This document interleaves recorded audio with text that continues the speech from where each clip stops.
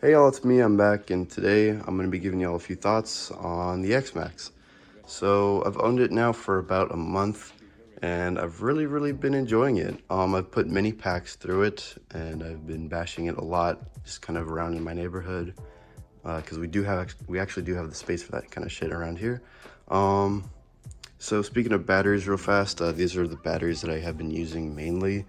I used to actually run them on a 3S pack, or on a 6S, but now I've got it on the 8S with the HRB 6000 milliamp hour. These things last a long time, and the weather that we're actually getting now, the motors and the electronics don't actually get all that hot in here, so very nice. So, um, so just to give like an overall opinion on it, I guess, I think it's amazing. When I say it's worth it, I'll say that whenever I actually make the review, because I do want to make like a standalone review for the Xmaxx, because I feel like it just is deserving of it, because it's a very popular car on YouTube especially. I think Kevin Talbot called it like the perfect YouTube RC.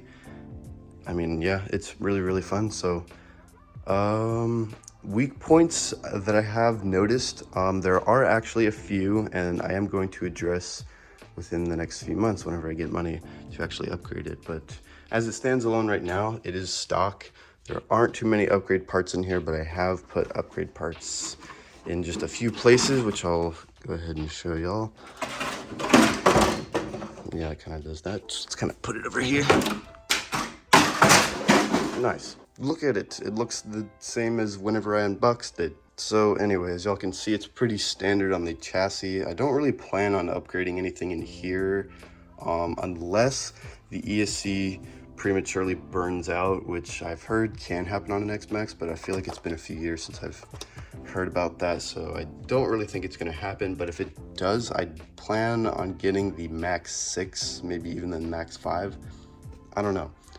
Anyway, actual upgrades though, here we have some RPM Sen hinge pins in the back. If y'all are familiar with the Xmaxx at all, you probably know that this is one of the biggest weak spots on these cars. Really just because the way that they actually engineer that, they put a pin through it and with like a really small screw, and it's captured with the plastic. And it's just I think it's just a really like made to fail kind of design. It's not really, it's kind of made to look like the thing breaks. I don't know, it's just weird how they made that, but with that upgrade on there now, it definitely feels like a lot more sturdy. And I also have put them in the front. There is one of them right there. Oh yes, so another upgrade that I definitely want to do at some point that I feel like is sort of a weak point is definitely the steering servo. Now, on the first few packs that actually ran this thing, the steering was actually really good. It felt really smooth, and it felt pretty okay in terms of like torque, because it doesn't really have all that much force in it from what I've been able to see. Because like, I can't do the two-wheel thing anymore. If y'all have watched Kevin Talbot, y'all know that he does like the two-wheel thing with the Xmaxx, where he like puts it up on two wheels whenever like you steer it. And he said that you can do it on any of them, but I found that after a little bit, the steering actually gets a little weak. And I know that another weak point in these Xmaxes are these bell cranks. I'm pretty sure like this, there's like a little plastic stick that sticks up from the like actual bulkhead, and it basically makes that stand up.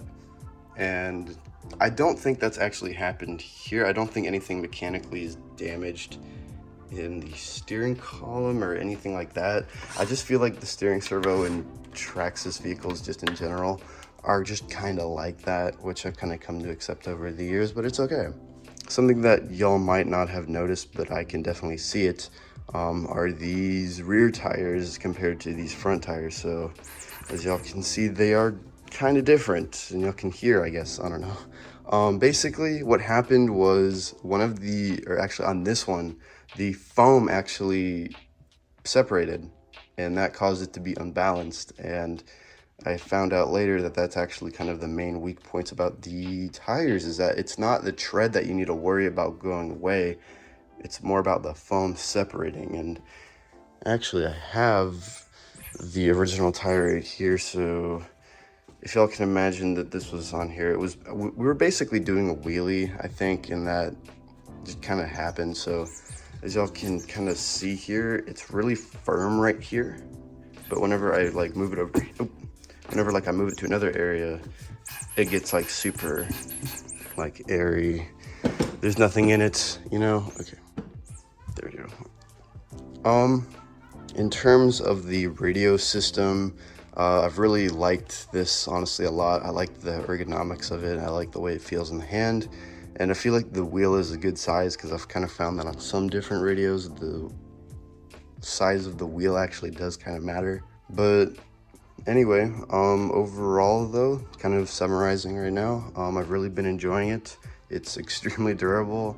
I love driving it, and I'll probably be doing a full review here at some point.